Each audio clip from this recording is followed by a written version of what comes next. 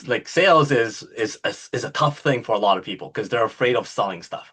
What was it about sales that you found naturally good for you? I never really looked at it as sales, and I feel like I'm a terrible salesman. And I used to tell people that I'm not, I was never pushy. I'm never promotional. I never, you know, I think that what I learned is that because I was scared of all that stuff too. I hated, what I started going to open houses to meet realtors, and I would bring a plate of cookies and some information about, our company. And I quickly realized that no one cares about the information. No one cares about the rate sheet or any of that. So I deleted that and just started bringing cookies, and it was all about just developing a relationship. Hey, how are you? Tell me about yourself. Do you have kids? Do you have like it was never about business. If they steered it there, then sure, I would talk about it. But I just realized that, people want to if someone likes you and they develop a relationship with you, they will want to figure out how they can work with you. And the key is just being likable and being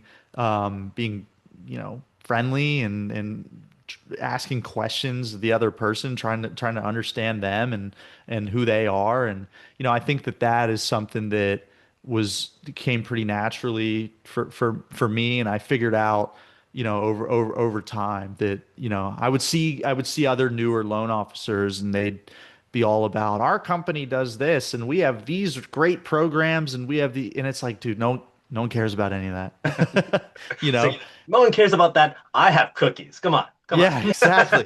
Exactly. We have cookies, and at the time, the one thing I would tell people is I'm I'm single. I don't have a wife. I don't have kids. I work all the time. Here's my cell phone. Call me anytime you need it. When your lender isn't picking up the phone and you need a deal to close, I'm your guy. And that really resonated. I thought you were gonna also add in that, and I baked these cookies. I didn't Yeah. buy them. I baked them. How Yeah. long was it that you were in the mortgage and the loans and all that kind of stuff before you bought your first property? And what was Um, that first property like?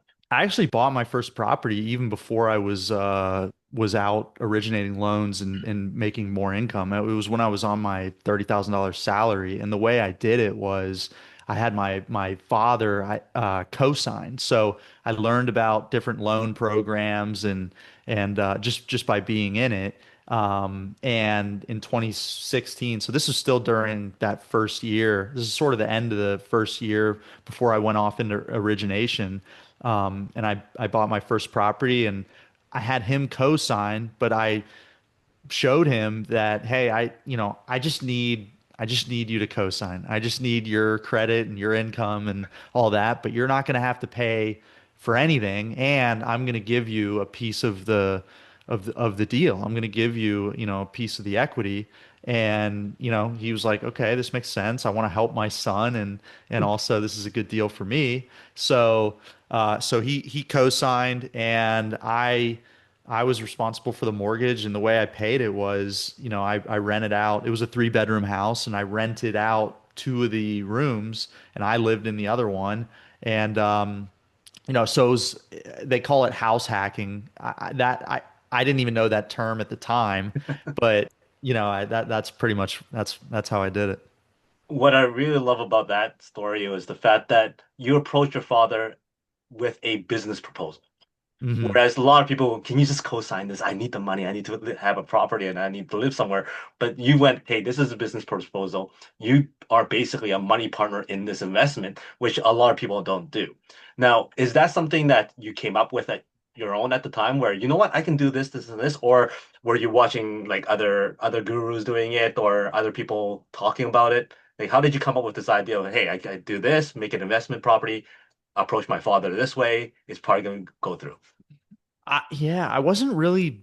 That was before I really started listening to podcasts and learning about stuff. I think I learned simply by. I mean, I intuitively knew that real estate was a good investment long term. I mean, you can look up, information about that and how, it's the cliche.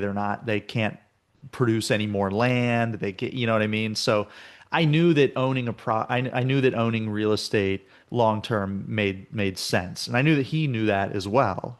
He's always owned his own property. He wasn't really a real estate investor. He doesn't own rental property except through things that I do now. But he always has owned his primary residence, and he knows the value of real estate.